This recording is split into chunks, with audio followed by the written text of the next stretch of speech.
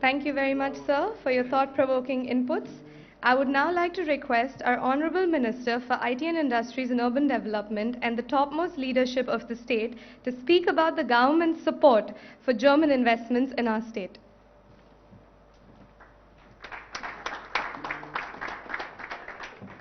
Thank you. Good morning to all of you, and sorry, good afternoon, actually. It's 12:15 already. Thank you, Ambassador. Ambassador Linter, I was just telling him, in fact, that I meet many diplomats. I interact with several diplomats from all over the world. But I like diplomats who are not very diplomatic. So I see you as a man who speaks his mind. I see you as a man who keeps up his word. Thank you very much. You promised me a couple of months ago that you will bring in a delegation of German business groups. Thank you very much for making it happen. Karen Stoll, the Consul General, thank you, Madam, for also being very, very supportive of all of our efforts. I hope for your continued guidance and continued support. BVR Mohan Reddy Garu, thank you for doing my job, sir, because I think you were very elaborate on why Hyderabad and why Telangana. Thank you very much. As always, you have been a great guide, a great friend. Thank you very much. And, our friends from the Indo-German, Chamber of Commerce, thank you, sir, and the entire team for, organizing this event. And my Principal Secretary, Shri Jayesh Ranjan Garu, who's always, spearheading, who's always been a very positive, guide to many, many investors who continue to come and invest in Hyderabad, invest in Telangana. Thank you, Jayesh, for all your efforts. Let me start off by saying a couple of things. I think my colleague, Jayesh Ranjan ji, was absolutely right on the money when he said, there's not one India, but there's 28 Indias, which is a fact.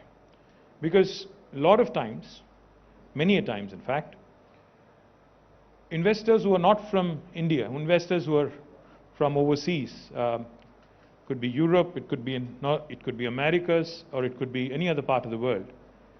When they start looking at India as an investment option, there is this oversimplified thinking that India is a unitary country. It is a country, but it's more like Europe.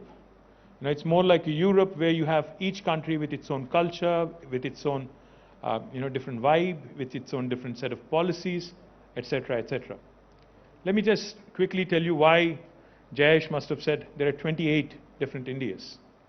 In India, the diversity, the heterogeneity is something that we all are amazed by, always. I mean, I'm an Indian, born and raised in India, but still I continue to be amazed with the kind of diversity that this amazing country offers. For instance, myself and Jayesh Ranjan, we both work for the same government.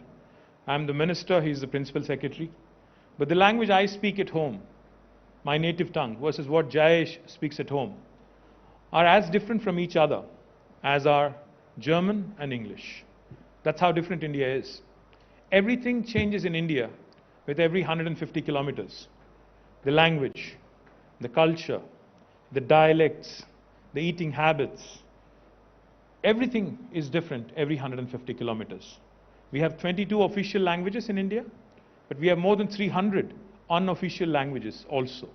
So that's how complex, that's how diverse, that's how heterogeneous our beautiful country is. Therefore, when you are looking to invest in India, when you are looking to do business in India, please do not have an oversimplified version of India as one unit. If you engage with Telangana, you will get one version of India. If you engage with another state in India, you'll get a completely different perspective of doing business in India. So therefore, my appeal to all the German investors who are looking to now redraw strategies after COVID, after the pandemic, who are looking to expand their base in India, who are looking to consolidate their position, their market share in India, my humble appeal to all of you is, you need to look beyond, you need to think beyond Delhi, you need to think beyond Mumbai. Because each state, the overall policy, the overall foreign policy, the overall trade policy, the trade agreements are decided by Government of India, but the action actually lies in the states. States is where the action really is. What do I mean? What I mean is, if you are an investor and if you are looking to invest in India, what all do you look for? Of course, a broad policy framework which enables you to bring in foreign direct investment. That's number one, which is facilitated by Government of India. What else do you look for? When you invest, we understand very well that you're not looking for the short term. You're coming into a new country, you're coming into a new territory, you're thinking long term, you're thinking of 20 years, 25 years, in some cases, maybe longer. So therefore, you need a partner. You need a partner who can actually guide you, a partner who can help you in building up, in growing together. What else would an investor need when he or she is making a business decision? You would need a few things, in my humble opinion. The first thing, of course, one would need is a chunk of land to set up your factories, to set up your operations, to ensure that you actually hit the ground running. That's something Telangana, that's an area where Telangana really excels. In Telangana, we have more than 200,000 acres of land readily available for industrial usage. We have a corporation called as the Telangana State Industrial Infrastructure Corporation, which will facilitate, no matter what your business requirement is in terms of land, we will facilitate that land being handed over to you, either in the form of a leasehold or in the form of a freehold piece of land, so that you can start your factory. You just heard our friends from Light Auto. They were talking about how they wanted 100 acres of land and how quick the government of Telangana was to actually come back to them within 10 days and ensure that the paperwork was all done and the MOU was signed right here, right in front of all of you. My compliments, I think, to the entire team of Light Auto for deciding to invest in the state of Telangana. Thank you very much for your business. The second thing I would imagine you would require once you have a piece of land is clearances, speedy approvals. Now that's an area where Telangana really excels. Our Honorable Chief Minister, Shri K. Chandrasekhar Rao Garu, when he assumed the office of Chief Ministership about 7.5 years ago, had an extensive dialogue with the local industry, asked them a couple of questions. He sat with them for 7 hours. He said, what are all the things we need to set right? What are all the things we need to be doing, to improve Telangana's attractiveness when it comes to investments? He was told 3 things. First one was, please improve the electricity situation in the state, because we were reeling under power outages, we were reeling under power deficiency, electricity deficiency. This was about 7.5, 8 years ago. Not so anymore.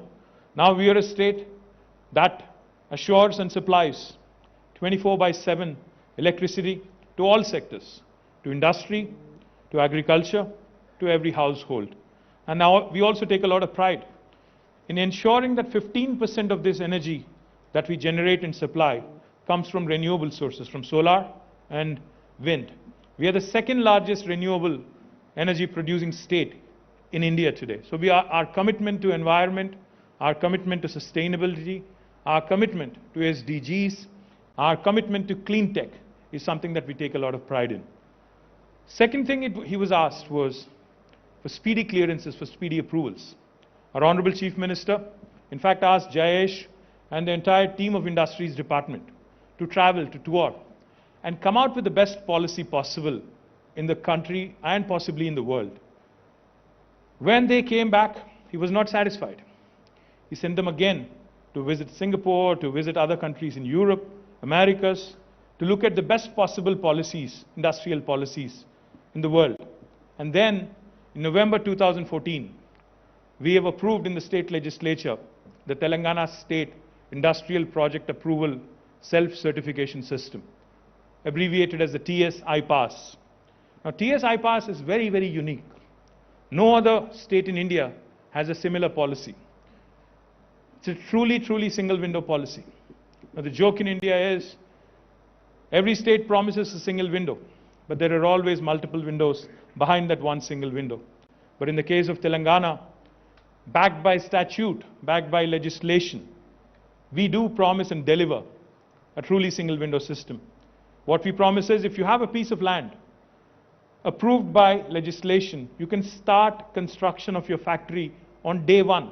without any clearance, without any approval from the local government, be it the state government or the local municipality or even the local gram panchayati. You can start construction of your factory on day one. You can simultaneously apply on the TSI Pass portal to the government only for regulatory purposes, because we need to know who is doing business in our state and what kind of activity they are engaged in. Once we receive your application online, we only take 15 days to deliver a yes or a no answer to you. You might say again that, we've heard this before, time-bound clearances. How is Telangana different? We are different because if we do not give you a yes or a no answer in 15 days, on the 16th day, it's a deemed yes, it's a deemed automatic approval. No other state in India will tell you this. And the third thing we do, we take accountability very seriously.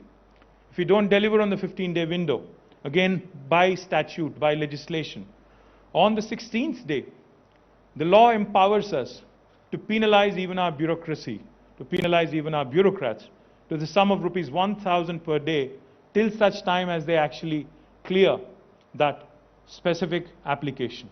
This again, no state in India will tell you. In fact, I was in KPMG's global headquarters talking to the chairman of KPMG, and when I explained to him this policy, and when I mentioned to him that no Indian state will offer you this was in New York City, our favorite city, Ambassador, he looked at me, he smiled, and he said, well, no state in the United States also offers you this kind of policy. So that's how truly remarkable, that's how truly progressive the Telangana government's industrial policy is. For those of you who are thinking, who are smirking and saying, does this actually work, or is this all talk? This policy has been approved in 2014 November, and we are here in December 2021. Let me tell you, we've been able to give more than 17,500 clearances so far, all in a time-bound manner in less than 15 days. And in fact, in some cases, you would be amazed, we were able to give clearances in less than 11 days, 10 days, even from 37, 38 departments. That's how efficient Telangana government's delivery has been. And, as they say,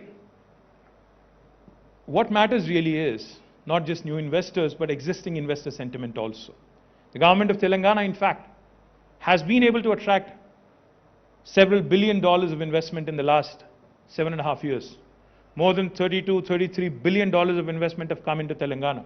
But what's heartening, what's extremely delightful, what makes us happy, is that 24% of that investment is actually from repeat investors who already had a base in the state of Telangana.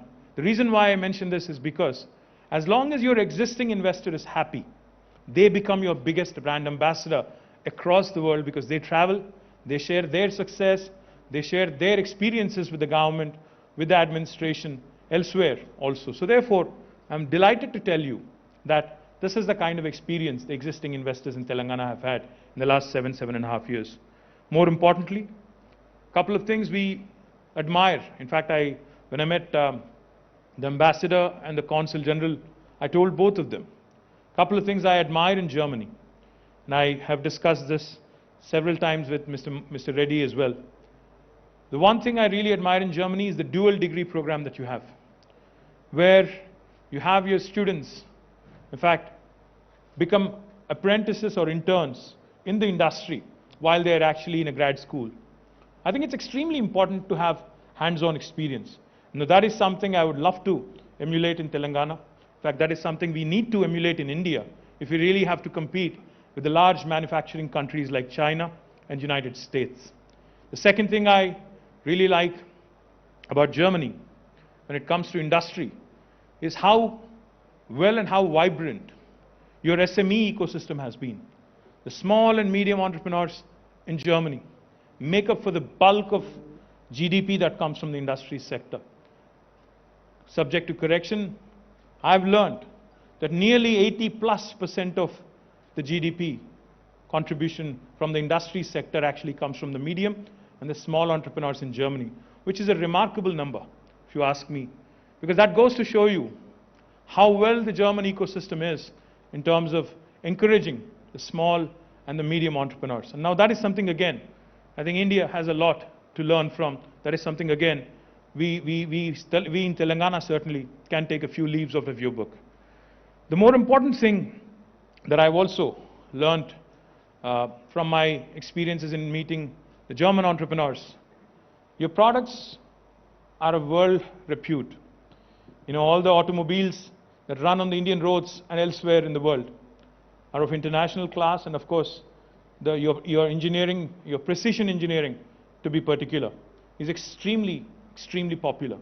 Now, Indian manufacturing sector, especially when the world is looking to move away from China, either China plus one strategy or a complete exit out of China and starting to look at other avenues.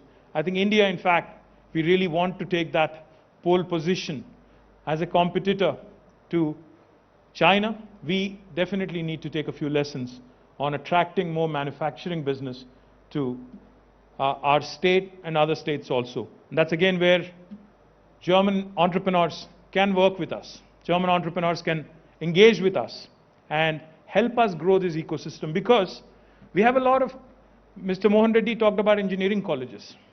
He talked about gender diversity. He talked about skilling.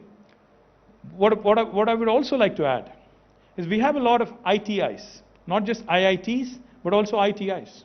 We also have a lot of polytechniques. We also have a lot of very, very unique vocational training institutions, which are extremely important in providing employment to different sectors of the population, different sections of the population. And especially in a manufacturing economy, all these become very, very important cogs in the wheel. So therefore, Telangana government would be very happy to also work with the German entrepreneurs and German government in ensuring that we actually create a more vibrant ecosystem with respect to manufacturing. The other thing I would also like to point out, Hyderabad and Telangana, if you look at us in the Indian map, we're bang in the middle. We're very well connected to the rest of the world.